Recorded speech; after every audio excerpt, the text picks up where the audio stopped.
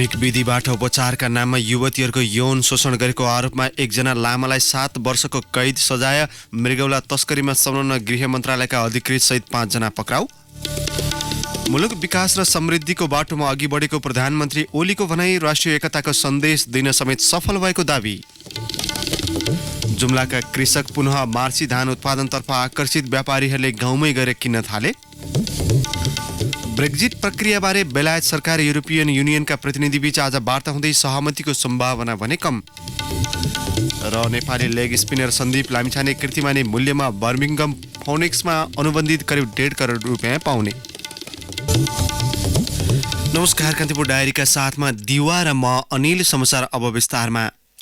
धार्मिक विधिबाट उपचारका क्रममा गुम्बामा लगेर युवतीहरूको यौन शोषण गरेको आरोपमा उच्च अदालत पाटनले एक लामालाई 7 वर्ष कैद र 30 लाख रुपियाँ क्षतिपूर्तिको फैसला गरेको छ। निर्दोष ठहर गर्ने जिल्ला अदालतको फैसला उल्ट्याउँदै उच्च अदालत पाटनका न्यायाधीशद्वय टेक नारायण कुँवर र रमेश बहादुर थापाको इजलासले धर्मगुरु सहित उनकी सहयोगीलाई साइबर अपराधमा समेत दोषी ठहर गरेको छ। दक्षिणकाली चालनाखेलमा पेमा तासी छुलिङ गोम्पो कासिङ गुम्बा खोलेका रिम्पोछे छोल्टिम दोर्जे यान्तोन योन्जन टुल्कु लामा भनिने ज्ञानबहादुर लामालाई डर, त्रास, धाक देखाई करकाप र झुक्यानमा पारी एवं शरीर बन्धक राखी युवतीमाथि करनी गरेको ठहर गर्दै अदालतले सजाय तोकेको हो। उच्च अदालतको फैसलापछि प्रहरीले लामालाई मंगलबार पक्राउ गरेको छ। लामाकी सहयोगी मनिषा लामालाई भने युवतीका आपत्तिजनक अवस्थाका फोटो फेसबुकमा अपलोड गरेको अभियोगमा अदालतले दोषी ठहर गरेको हो। छाला सम्बन्धी रोग लागेकी फर्पिङ प्रथमकी नाम परिवर्तन गरिएकी उनलाई आमाले झारफुक गराएर निको बनाउन 2066 जेठमा लामा कहाँ पुर्याएका थिए। प्रारम्भिक उपचारपछि लामाले उनलाई एक्लै बनाए। कपडा लगाएर उपचार गरे, निको नहुने भन्दै निर्वस्त्र बनाएर झारफुक गरे। फर्पिङ प्रथमले प्रहरीमा दिएको किटानी जाहेरीका अनुसार त्यसको करिब 20 दिनपछि लामाले उपचार गर्ने कोठामा निर्वस्त्र गराई जबरजस्ती करनी गरे। आफूलाई धर्मगुरु बताउने टुल्कु लामाले अरू कसैलाई भने क्षति हुन्छ, रोग बल्झन्छ भनी उनलाई डर देखाउँथे। उपचारका लागि गुरुसँग यौन सम्पर्क राख्नुपर्छ भनी आश्वस्त पार्थे। उनले आफू गुरु भएको र गुरु 33 कोटी देवताको अवतार भएको भन्दै आफ्नो बाणी पुग्ने विश्वास दिलाएका थिए। लामा रिसाए, अनिष्ट हुने डर र त्रासमा आफूले सो कुरा अरूलाई नभनेको पीडितले जाहेरीमा उल्लेख गरेकी छिन्।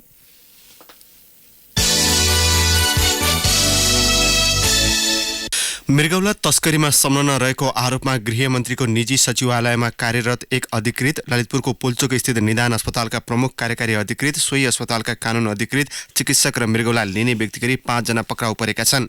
प्रहरीको मानव बेचबिखन नियन्त्रण ब्युरोले रामेछाप दोरम्बा 3 घर भई स्वयम्भू बस्ने शंकर लाल लामाले नक्कली भान्जा खडा गरी मृगौला किनेर प्रत्यार्पण गरेको घटनामा संलग्न भन्दै उनीहरूलाई पक्राउ गरेको हो।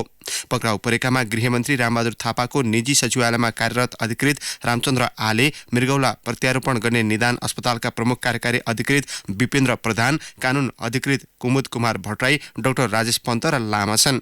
दुवै मृगौला फेल भएपछि लामाका आफन्तले काभ्रेका 37 वर्षीय एक युवकलाई 3 लाख रुपियाँ दिएर मृगौला किनेका थिए। जिल्ला प्रशासन कार्यालय ललितपुरमा शाखा अधिकृत रहेका बेला आलेले मृगौला प्रत्यारोपण अनुमति दिने समितिमा रहेर स्वीकृतिको हस्ताक्षर गरेका थिए। 3 महिना अघिको सो घटनाबारे ब्युरोले दशैं अघि नै अनुसन्धान सुरु गरेको थियो। मृगौला फेर्नै पर्ने भएपछि लामाको परिवारले रामेछापको दोरम्बा 3 को वडा कार्यालयबाट भान्जाले मृगौला दिने भन्दै नाता प्रमाणितको सिफारिस ल्याएको थियो। सिफारिस पत्रमा सक्कली भान्जाकै नाम र फोटो टाँचिएको थियो। सो पत्रलाई निदान अस्पतालका डाक्टर पन्त, प्रमुख कार्यकारी अधिकृत प्रधान, कानून अधिकृत भट्टराई र जिल्ला प्रहरी कार्यालय ललितपुरका अधिकृत आले सहितको प्रत्यारोपण स्वीकृत समितिले प्रमाणीकरण गर्दै प्रत्यारोपणको अनुमति दिएको थियो। सत्तारूढ दल नेपाल कम्युनिस्ट पार्टी नेकपाले चाडबाडको अवसर पारेर काठमाडौँमा चियापान तथा शुभकामना आदान प्रदान कार्यक्रम गर्यो। नेकपाको चियापान कार्यक्रममा विभिन्न राजनैतिक दलका प्रतिनिधि, उच्च पदस्थ पदाधिकारी, कूटनीतिक नियोगका प्रतिनिधि लगायतले सहभागिता जनाए। यस्ता शुभकामना आदान प्रदान कार्यक्रमले सबैलाई एक ठाउँमा उभ्याउन मद्दत पुग्ने नेताहरूको तर्क छ। अब कान्तिपुर सविस्तारको पालो। कान्तिपुर सविस्तार। यस्ता शुभकामना आदान प्रदान कार्यक्रमले दल लगायत सबैलाई एक ठाउँमा ल्याउन मद्दत पुग्ने नेकपाका अध्यक्ष समेत रहेका प्रधानमन्त्री ओलीको भनाइ छ। दर्शक मित्रले राष्ट्रिय अन्तर्राष्ट्रिय सन्दर्भ समेत भन्नुभयो, मैले राष्ट्रिय सन्दर्भ पनि भन्नेवाला छैन, अन्तर्राष्ट्रिय सन्दर्भ पनि भन्नेवाला छैन। म खालि चाडबाडको शुभकामना मात्रै भन्नेवाला हो। अरू राजनीतिक फोरममा मैले राजनीतिक कुरा गर्ने छु। शान्ति प्रक्रियामा आएपछि 2063 सालपछि तत्कालीन माओवादी अध्यक्ष पुष्पकमल दाहालले आफ्नो पार्टीका तर्फबाट भ्रिकुटी मण्डपमा चियापानको आयोजना गर्नुभएको थियो। एमाले र माओवादी केन्द्रबीच एकता भएपछि गत वर्ष नेपाल कम्युनिस्ट पार्टी नेकपाले भ्रिकुटी मण्डपमा नै चियापान कार्यक्रम आयोजना गर्यो, जसले यो वर्ष पनि निरन्तरता पायो। अध्यक्ष दाहालले शुभकामना कार्यक्रम पार्टीको आन्तरिक जीवन र दलहरू बीच घनिष्ठताका लागि आवश्यक रहेको दावी गर्नुभयो। सबै भेटघाट गर्ने, शुभकामना आदान प्रदान गर्ने, पार्टीको आन्तरिक जीवनको निम्ति पनि एउटा नयाँ ऊर्जा र गति पैदा गर्ने, एउटा नयाँ संकल्प पैदा गर्ने वातावरण यसले दिँदै आएको छ भने साथसाथै विभिन्न राजनीतिक दलहरूको बीचको आपसी सम्बन्धलाई पनि यस खालका कार्यक्रम मार्फत सहकार्यलाई अझ राम्रोसँग अगाडि बढाउने, आपसी सम्बन्धलाई राष्ट्रिय हितको पक्षमा, प्रगति र परिवर्तनको पक्षमा अझ राम्रोसँग अगाडि बढाउने अवसर पनि हुँदै आएको छ। आयोजक सत्तारूढ दलका नेता मात्र होइन, प्रमुख प्रतिपक्षी दलका नेताले समेत यस्ता शुभकामना आदान प्रदान कार्यक्रमले भाइचारा र भातृत्व कायम राख्न मद्दत पुग्ने बताए। कंग्रेस वरिष्ठ नेता रामचन्द्र पौडेल आफ्ना विचार र सिद्धान्तलाई थाती राख्दै सबै एक ठाउँमा उभिँदा सकारात्मक सन्देश प्रवाह हुने बताउनुहुन्छ। अब राजनीतिक रूपमा आफ्नो आफ्नो सिद्धान्त भए पनि अब हामी सँगै लडेका, सँगै जेल परेका, सँगै लाठी खाएका, सँगै अश्रु ग्यास भोगेका, सँगै यो व्यवस्था ल्याएका, सँगै संविधान बनाएका, त्यसकारण चाहिँ हाम्रो चाहिँ धेरै कुराहरूमा एउटा चाहिँ सहकार्य हुँदै आएको पनि हो। त्यसले पनि हामीलाई नजिकै राखेको छ। केही कुराहरूमा हाम्रा मतभेद छन्, ती मतभेदलाई एकातिर राखेर अहिले हामी कमन कजको लागि एकले अर्कालाई शुभकामना दिनुपर्ने नै छ।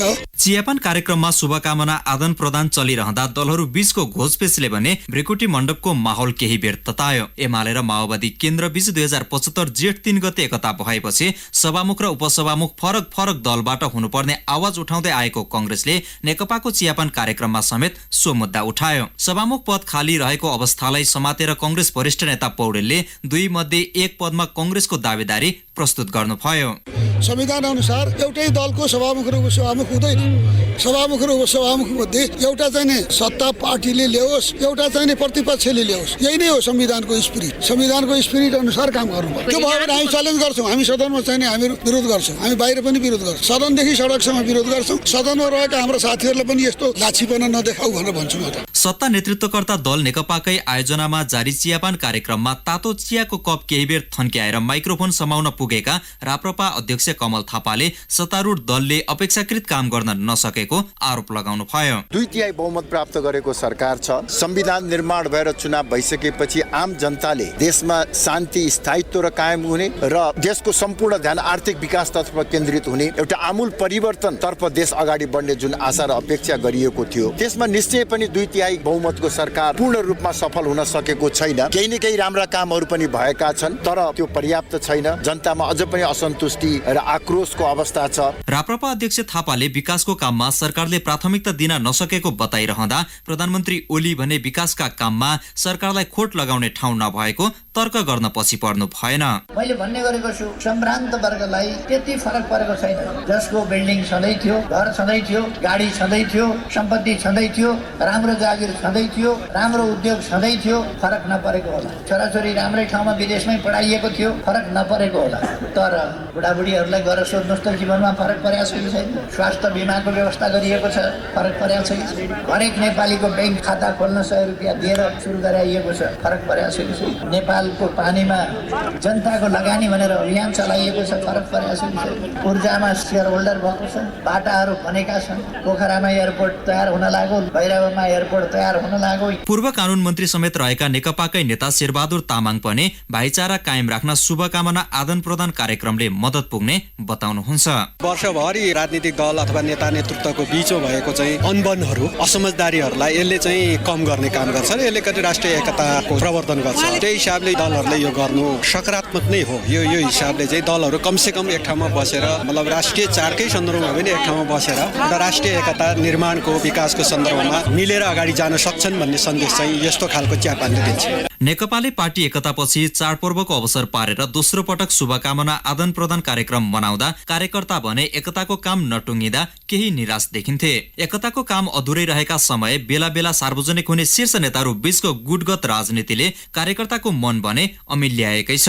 आगामी वर्षको शुभकामना आदान प्रदान कार्यक्रममा भने नेकपाले अधुरो कामको ठेली बोकेर चियाको कप समाउन नपरोस्। रेडियो कान्तिपुरका लागि बासु खड्का, काठमाडौँ। कान्तिपुर सविस्तार। कान्तिपुर सविस्तारपछि कान्तिपुर डायरीमा अब ब्रेकको पालो। कान्तिपुर डायरीमा अब बाँकी प्रसङ्ग। दुःख धेरै गर्नुपर्ने, उत्पादन भने कम हुने, यही कारण जुम्लाको चन्दननाथ 10 बारकोट वाडाका धनबहादुर खत्रीले 3 वर्ष अघि मार्सी धान लगाउन छाडेका थिए। अहिले भने उनको मन मार्सीतिरै फर्किएको छ। व्यापारीहरू मार्सी चामल खोज्दै गाउँमै पुग्न थालेपछि पुनः रोप्न सुरु भएको उनले बताए। परिश्रमका तुलनामा कम फाइदा हुने भएकाले लगाउन छाडिसकेको जुम्लाका खत्री जस्ता थुप्रै किसान अहिले पुनः मार्सी धानको उत्पादनतर्फ आकर्षित भएका छन्। पछिल्लो समय मार्सी चामल लोकप्रिय ब्रान्डका रूपमा स्थापित हुनु र बजारीकरण समेत सहज भएकाले स्थानीयको मोह बढेको हो। कृषि विकास कार्यालयका अनुसार यो वर्ष जुम्लामा 5880 मेट्रिक टन धान उत्पादन भएकोमा मार्चीको मात्रै हिस्सा 65% अर्थात् 3828 मेट्रिक टन छ। बाँकी धानमा चन्दननाथ 1, चन्दननाथ 2, लेकाली 1 र लेकाली 2 रहेको कार्यालयका प्रमुख बालकराम देवकोटाले बताउनुभयो। नेपाल भारत बीच निर्माण गर्ने भनिएको 400 केभीए क्षमताको न्यू बुटवल गोर्खा प्रसारण लाइन विद्युत प्राधिकरणको 25 वर्षका लागि बुक गर्ने भएको छ। प्रसारण लाइनको निर्माण मोडालिटी बारे मंगलबार भारतको बेंगलोरमा बसेको नेपाल र भारत बीचको ऊर्जा सहसचिव र सचिव स्तरीय समितिको बैठकले सहमति जुटाएको हो। ऊर्जा सचिव दिनेश घिमिरेले नेपाल विद्युत प्राधिकरणले 25 वर्षका लागि प्रसारण लाइन बुकिङ गर्ने सहमति गरेको जानकारी दिनुभयो। यो प्रसारण लाइनबाट विद्युत आदान प्रदान व्हीलिङ चार्ज भाडा भने भारतले तिर्नुपर्ने सहमति छ। उहाँले भन्नुभयो, बुक गरेपछि यसको सबै अधिकार 25 वर्षसम्म विद्युत प्राधिकरणसँग हुन्छ। यसबाट विद्युत आदान प्रदान गर्ने भाडा भारतले तिर्नुपर्छ। प्रसारण लाइनमा लगानी सुनिश्चित गर्न प्राधिकरणले यसलाई बुक गरेको उहाँले जानकारी दिनुभयो। घिमिरेले भन्नुभयो, प्राधिकरणले पूर्ण क्षमतामा यसलाई बुक गरेको हो। यो प्रसारण लाइनलाई सम्भाव्य बनाउन कति पैसा तिर्नुपर्छ त्यो प्राधिकरणले तिर्छ। प्रसारण लाइनको सबै अधिकार प्राधिकरणमा निहित हुन्छ। भारतले सुनौलीबाट गोरखपुर विद्युत लैजाँदा पनि प्राधिकरणलाई व्हीलिङ चार्ज बुझाउनु पर्ने उहाँले बताउनुभयो।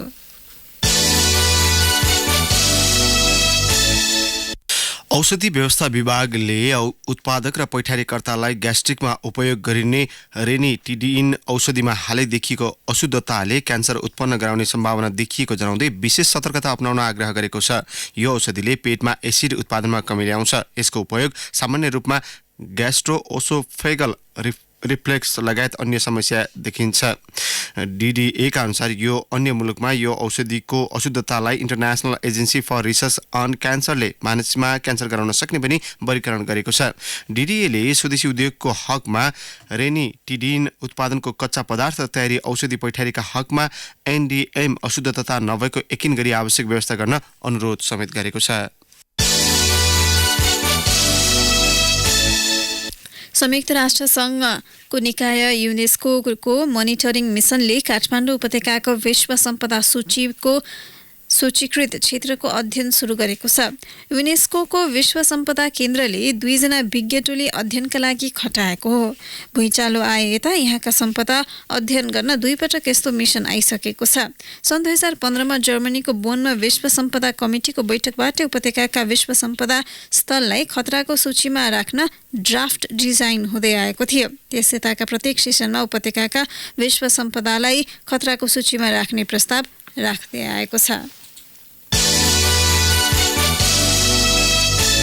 जनमान्य प्रयास गरेको भनी दायर मुद्दामा जिल्ला अदालत काठमाडौँले सत्तारूढ दल नेपाल कम्युनिस्ट पार्टी नेकपाका सांसद पार्वत गुरुङलाई पक्राउ गर्न म्याद तामेल गरेको छ।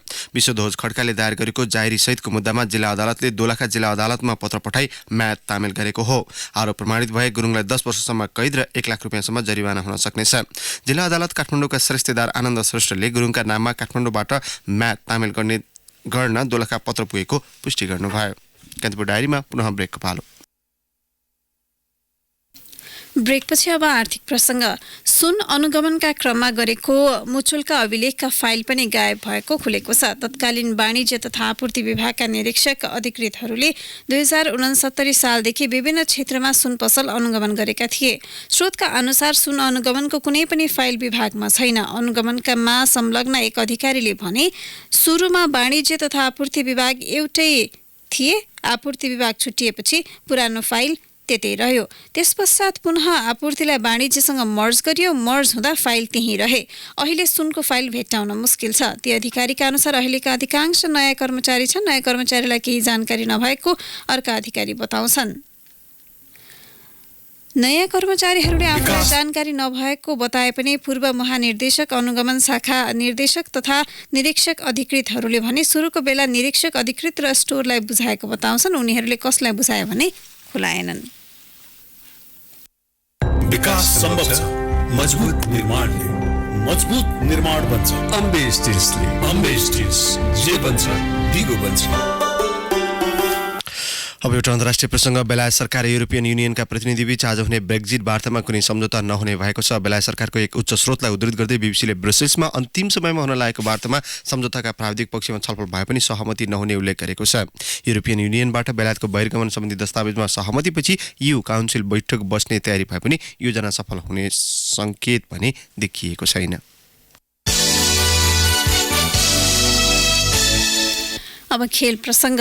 नेपाली लेग स्पिनर सन्दीप लामिछाने कीर्तिमानी मूल्यमा बर्मिङम फोनिक्ससँग अनुबन्धित भएका छन्। इङ्ल्यान्डमा हुने द 100 क्रिकेट प्रतियोगितामा सन्दीप कीर्तिमानी 1 लाख पाउन्ड मूल्यमा अनुबन्धित भएका हुन्। सन्दीपले पाएको 1 करोड 46 लाख नेपाली रुपियाँ हालसम्मकै सर्वाधिक उच्च रकम हो।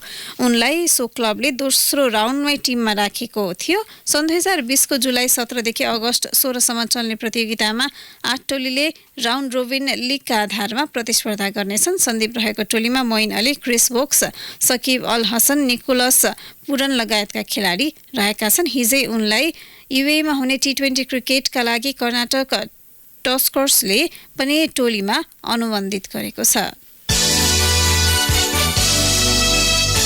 अब मौसम। काठमाडौँ उपत्यका सहित मुलुकका अधिकांश स्थानमा मौसम आंशिक बदलिरहने जल तथा मौसम पूर्वानुमान महाशाखाले जनाएको छ। पहाडी क्षेत्रका केही स्थानमा भने सामान्य वर्षाको सम्भावना छ।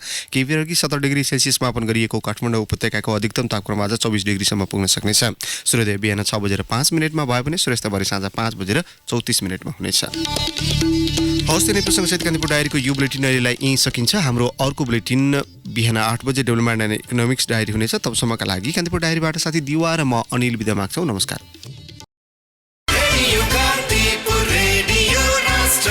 सूचना र मनोरञ्जनको संवाहक रेडियो राष्ट्रको रेडियो कान्तिपुर।